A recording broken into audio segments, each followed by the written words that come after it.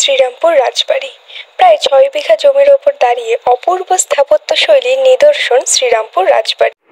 রঘুরাম গোস্বামীদের আদি বাড়ি অনতি দূরে নিজের জন্য একটি প্রাসাদ নির্মাণ করেছিলেন এবং সপরিবারেই সেখানে বসবাস শুরু করেন, যা পরবর্তীকালে শ্রীরামপুর রাজবাড়ি নামে খ্যাত হয়।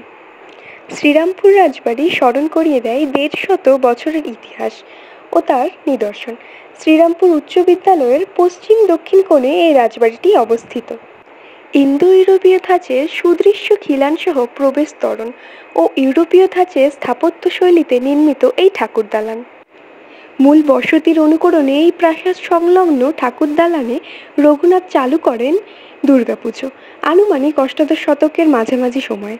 ডাকের সাজ বা রাঙাতা আর শোলার সাজে মৃন্ময়ীর প্রতিমাকে অলঙ্কৃত করা হয়। দেবীপুরাণ মত মেনে গোস্বামী পরিবারের পুজো শুরু হয় প্রতিপাদের দিন থেকেই। আজ থেকে প্রায় ২৫-৩০ বছর পূর্বে এক স্থানীয় বৃদ্ধা গোস্বামী পরিবারের এই দুর্গাকে বুড়িমা নামে সম্বোধন করেন। সেই থেকেই রাজবাড়ির এই পুজোটি এই নামেই খ্যাত। বলা বাহুল্য, এই রাজবাড়িতে সিনেমার শুটিংও হয়েছে। ভূতের ভবিষ্যৎ চলচ্চিত্রটির শুটিংও এই বাড়িতেই হয়েছে, আর শ্বেতকালী ওয়েব সিরিজেও এখানেই শ্যুট করা হয়েছে। এবারের দুর্গাপুজোর আসর জমিয়ে গিয়েছেন অ্যান্টনি ফিরিঙ্গি, ভোলা ময়রা থেকে রূপচাঁদ পক্ষী।